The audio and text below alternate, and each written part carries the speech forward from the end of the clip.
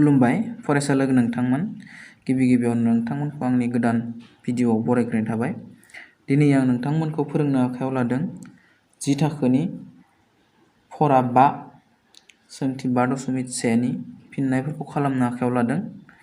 जोंनिया बे फरा 5आव दङ सानलुलि जौगाथि। दा सोंथिखौ थांनायनि सिगाङावनो जोङो सानलुलि जौगाथिया मा बेखौ एसे बुजिग्रोनांगोन। सानलुलि जौगाथि होननानै बुङोब्ला आंनियाव लिरनानै लाखादों। सानलुलि जौगाथिया अनजिमानि मोनसे फारिलाइ जेराव गिबि बिदाबनि अनगायै मोनफ्रोम बिदाबखौ सिगांनि बिदाबाव मोनसे थि अनजिमा दाजाबनानै मोनो होनना बुंदों। माबायदि? जोंनिया मोनसे एग्जाम्पल होनानै दोनदों। जोंनिया नैबे मोनसे अनजिमानि फारिलाइ, नैबे 1 2 3 4, जेराव मा खालामदों जोंनिया 1 निफ्राय 2 नैबे 2खौ मोननांगौबा जों मा दाजाबदों? 1 दाजाबदों। 2 निफ्राय 3खौ मोननांगौबाबो मा दाजाबदों जोंनो? 1 दाजाबनाय जादों। 3 निफ्राय 4 मोननोबो 1 दाजाबदों। अब्ला बेयाव मोनसे थि अनजिमाया माबे जाबाय? नैबे। माने उननि बिदाबखौ मोननो जोङो मोनसे थि बिदाब दाजाबलांनानै मोनबाय थादों। जों 4 नि उनाव मा मोनगोन? 5 मोनगोन। मा दाजाबबा मोनगोन? 1 दाजाबबाथाय 5 मोनगोन। अब्ला बेबायदि थांबाय थादों, माने जोबनो गैया। अब्ला जों बेखौनो सानलुलि जौगाथि होननानै बुंनाय जायो। दा बेयाव नैबे 1आ मा बुस्थुमोन? 1आ जाबाय जोंनिया मोनसे थि अनजिमा, नङा होमबा? थि अनजिमा दाजाबनानै मोनदो। अब्ला बेनिखायनो जों बै थि अनजिमाखौनो बे थि अनजिमाखौ जोङो एपि माने एरिथमेटिक प्रग्रेसन, जायनो सानलुलि जौगाथिखौनो बुङो, बेखौ गुसुङाव एपि होननानै जोङो फोरमायनो हायो थारमाने। अब्ला नैबे 1खौ जों थि अनजिमाखौ मा होननानै बुंनाय जायो? बै एपिनि सानलुलि जौगाथिनि मा होनना बुंनाय जायो? आगोसार फारागथि होननानै बुंनाय जायो। जेराव जायखौ जोङो माजों फोरमायनाय जायो? डिजों फोरमायनाय जायो। बुजिदो? दानिया बै डिआ आगोसार फारागथिफोरा माबायदि जानो हायोनो? दाजाबथाय अनजिमा, दानख'थाय अनजिमा एबा लाथिख' अनजिमा जानो हायो होननानै बुंदों।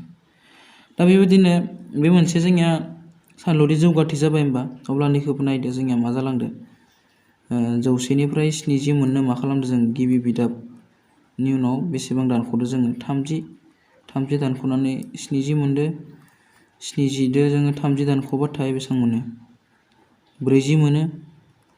40 30 दानख'बा बेसेबां मोनो? 10 मोनो। अब्ला जोंहा नैबे खमायलांदो। जोंनिया बे सानलुलि जौगाथिफोरा अनजिमानि फारिलाइ, जेराव बिसोरनि फारागथिफोरा मा जानांगौ? समान जानांगौ। अब्लानियानो बियो मा जायो? सानलुलि जौगाथि जायो होनना बुंदों।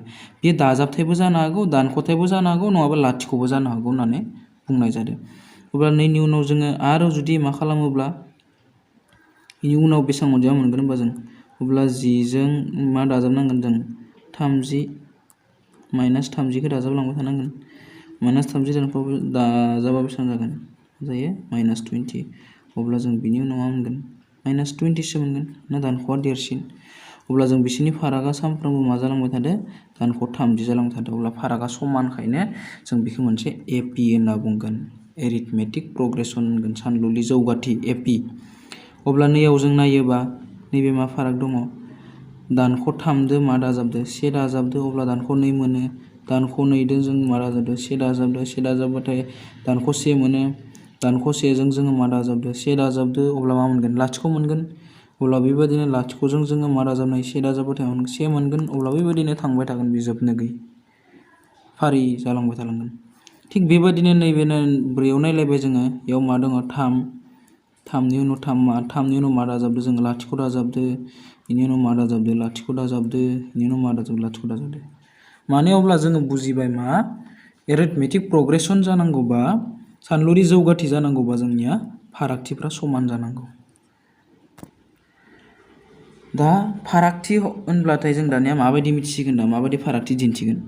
दा जोङो एरिथमेटिक प्रग्रेसनखौ मिथिनो थाखाय, सानलुलि जौगाथिखौ मिथिनो थाखाय जोङो आगोसार फारागथिखौ मिथिनांगोन। दा बेबायदि माबायदि खालामो जों दा? अब्लानिया जोङो नैबेखौ बुजिनांसिगोन। मोनसे अनजिमानि फारिलाइखौ जोङो नैफोर मोनफा मोनफा अनजिमाफोरखौ जों मा बुंनाय जायो? बिदाब बुंनाय जायो। होमबा बिदाबखौ नैखौ गिबि बिदाब, नैथि बिदाब, थामथि बिदाब, ब्रैथि बिदाब, बाथि बिदाब, द'थि बिदाब, बेबायदिनो जोबनो गैयै जालांबाय थागोन जोंनिया। अब्ला नै फार्स्टनिखौ गिबि बिदाबखौ जों माजों दिन्थिनाय जायोनो? एजों दिन्थिनो हायो होनना बुंदों। गिबि बिदाब, जोङो गिबि बिदाबखौ मा होननानै दिन्थिगोन? A1, नैथि बिदाबखौ A2, थामथि बिदाबखौ A3, ब्रैथि बिदाबखौ A4 बेबायदिनो जोबनो गैयै थांबाय थागोन। थाङै हमना लाबाय nथि बिदाब बा nथि बिदाब बेबायदि जों दिन्थिगोन आरो। अब्ला बेखिनि गिबि बिदाब, नैथि बिदाब, थामथि बिदाब। दानिया जोङो मा मिथिनांगौनो सानलुलि जौगाथि जानांगौ बा आगोसार फारागथिया समान जानांगौनो। दा आगोसार फारागथिखौ माबायदि दिन्थिगोन? अब्ला जों आगोसार फारागथिखौ मिथिनो थाखाय मा खालामगोननो नैथि बिदाबनिफ्राय सेथि बिदाबखौ मा खालामनो हागोन? दानख'नानै होगोन। नैया बेबादि। बेनिफ्राय समान जानांगोन माबेजों? थामथि बिदाबखौ नैथि बिदाबजों दानख'नांगोन। थामथि बिदाबखौ नैथि बिदाबजों दानख'नांगोन। बेनि उनाव आरो ब्रैथि बिदाबखौ माबेजों? थामथि बिदाबजों मा खालामनांगोन? दानख'नांगोन। दानख'नानै जेब्ला बिसोरनि फारागथिफ्रा समान जालायगोन, नैबायदि समान जागोन, अब्लासो जोङो मोनसे अनजिमानि फारिलाइखौ मा होननानै बुंनाय जागोन? सानलुलि जौगाथि होननानै बुंनाय जागोन। दानिया बुजिबाय? अब्ला जोङो सानलुलि जौगाथि जानांगोन बा आगोसार फारागथिया समान जानांगोन होननानै बुजिबाय। बिनि बादैबो जोङो दानिया सानलुलि जौगाथि दानिया माबायदि बानायगोन बेखौबो बुजिनांगोन। अब्ला सानलुलि जौगाथि बानायनोबा जोंनिया मा जानांगोननो? सापस गिबि बिदाबा A दोङोमोन, अब्ला जों नैथि बिदाब मोननो A प्लास D आगोसार फारागथिखौ दाजाबनांगोन। नैथि बिदाब जाबाय। थामथि बिदाब जानांगोन A प्लास, दहायनिया मोनसे D मोन, दानिया मोननै D, 2D, मोननै फाराग। बिनि उनाव A प्लास 3D। अब्ला बेबायदिनो जोंनिया जालांबाय थासिगोन आरो। जोङो नैबायदि बिदाबखौ बेबायदि दिहुनगोन। फारागथिखौ दिहुननोबाथाय नैथि बिदाबनिफ्राय सेथि, थामथि बिदाबनिफ्राय नैथि, ब्रैथि बिदाबनिफ्राय थामथि, बेखौ दानख'नानै दिहुनगोन। ओमफ्राय बिसोर दानख'नानै मोननायफ्रा समान जानांगोन, अब्लानो बिनि आगोसार फारागथिया समान जायोबा सानलुलि जौगाथि जायो।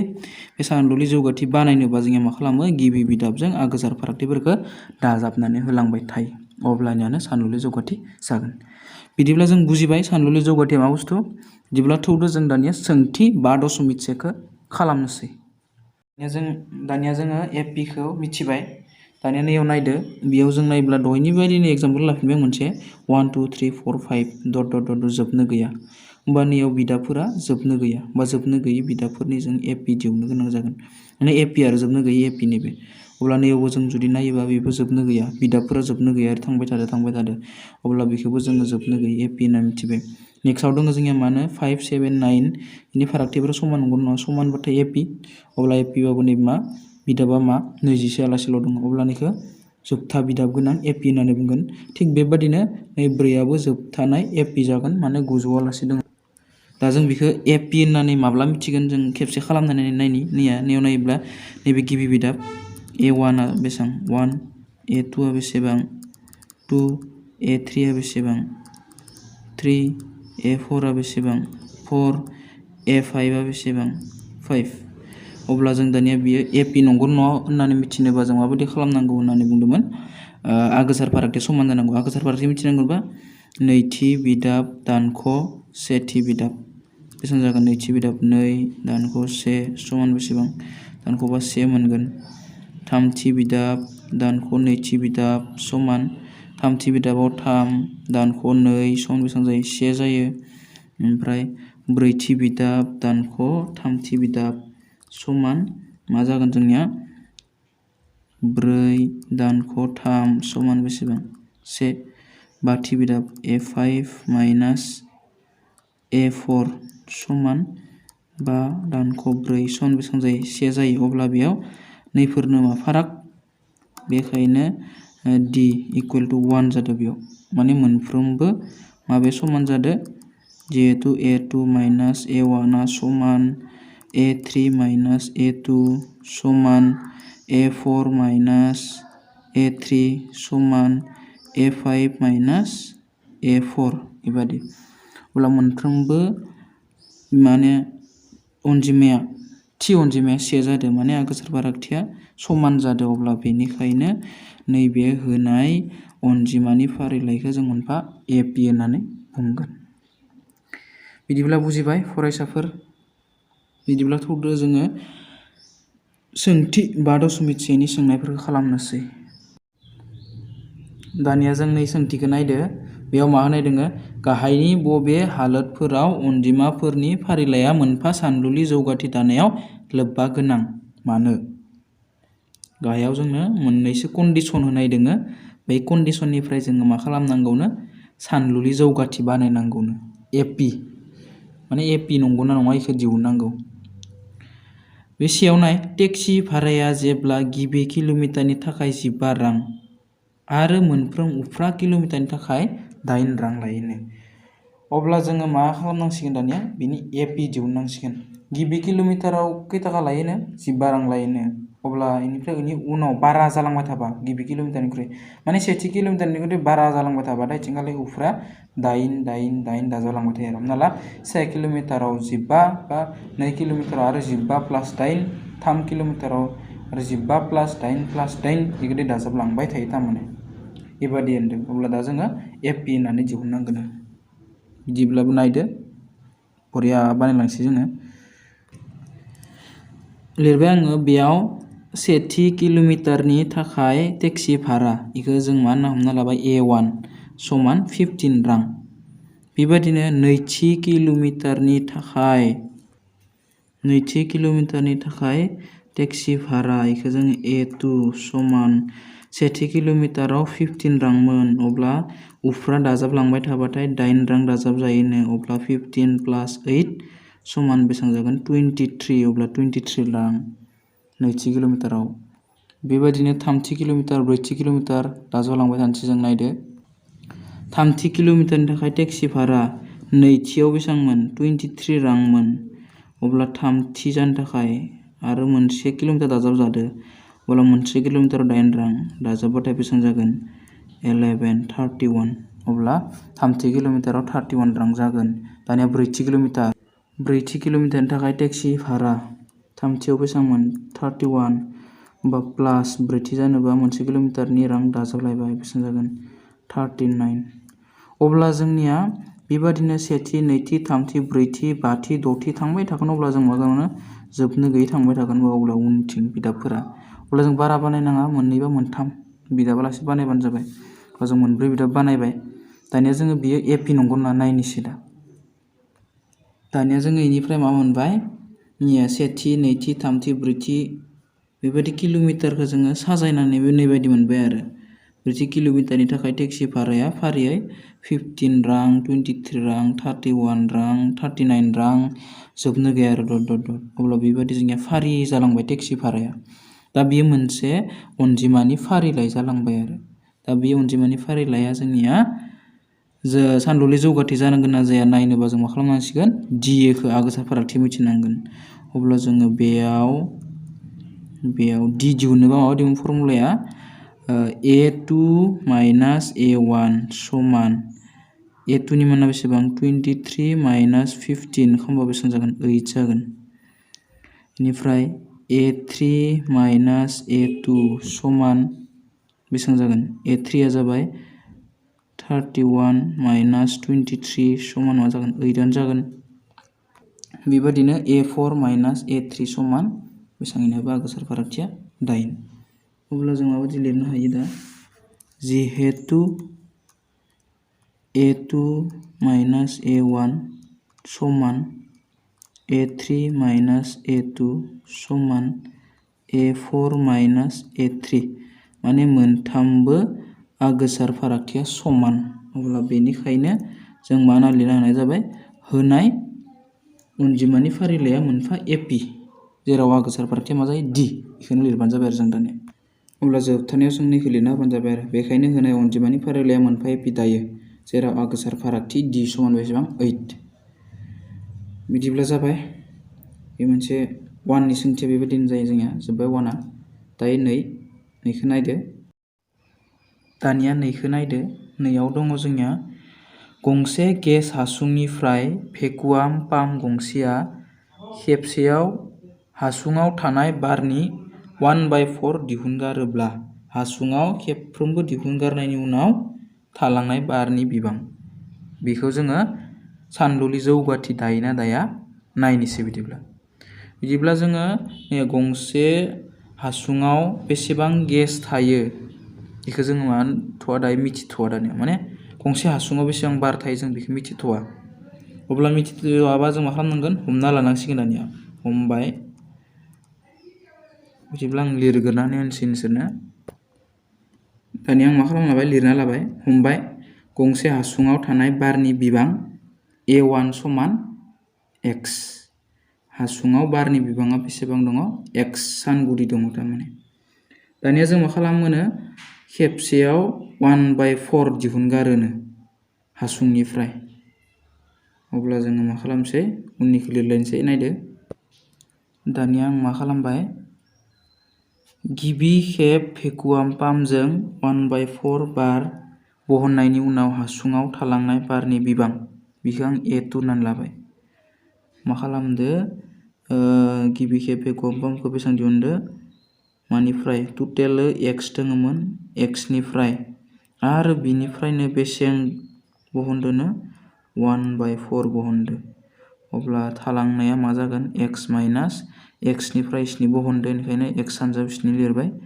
समान x माइनास x/4 जों जुदि बेखौ दुसासा लायोबा मा जागोन 4 बेनिफ्राय मा जागोन 4x माइनास x समान 3x/4 दानिया आङो लिरबाय नैथि खेब भेकुवाम पाम्पजों 1/4 बार बहननायनि उनाव थालांनाय बारनि बिबां बेखौ A3 हिसाबै लाबाय अब्ला जोंनिया दानिया गिबि खेब दिहुननायाव बेसेबां बार थालांबावदोंमोन जोंनिया 3x/4 थालांदोंमोन बेनिफ्राय जों माइनास खालामनांगोन बेसेबां माइनास खालामनांगोन 3/x नि थालांनायनिफ्राय 1/4खौ मा खालामनांगोन सानजाबनांगोन माने बेनिफ्राय खिनाखौ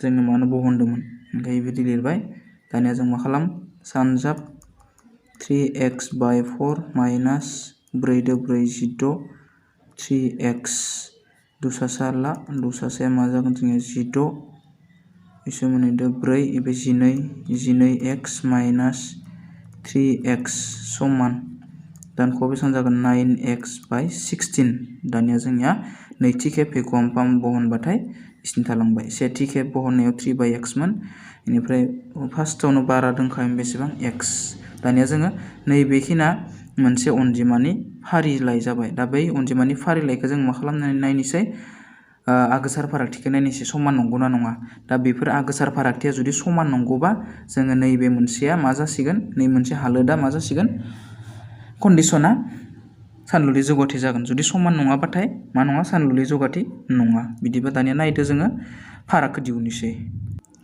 दानिया आं मा खालामबाय A2 माइनास A1 समान A2 नि माना 3x/4 माइनास x ओमफ्राय दुसासा लाबाय दुसासाया 4 जायो 4 जाबा इथिंगालाय समान समान 3x माइनास 4x ओमफ्राय जों दानख'बा माइनास x थाबाय माइनास x/4 होमबा जों मोनसे केसनि मोनबाय दा नेक्स्ट A3 माइनास A2 खौ बेसेबां मोनो नायनोसै A3 नि माना बेसेबां A3 नि माना 9x/16 माइनास A2 नि माना बेसेबांमोन 3x/4 समान दुसासा लाबाय दुसासा लानानै दुसासा 16 अब्ला बिसोर मोननाया समान 9x आनो थाबाय माइनास दङ माइनास इसोरनि 4 सानजाबबा 16 मोनो होमबा 4 3 सानजाबबा 12 होमबा 12x जाबाय समान इसोर मोनगोन माइनास 3x/16 दानिया जोङो नायनानै नुबाय आगोसार फारागथिया मा जालायाखै समान जालायाखै अब्ला आगोसार फारागथिया समान जालायाखै माने बियो सानलुलि जौगाथि नङा अब्ला जों मा सालायनोसै जिहेतु A2 माइनास A1 डास नट इकुवेल समान नङा A3 माइनास A2 जों अब्ला बेनिखायनो होनाय हालोदा मा जाया जोंनिया होनाय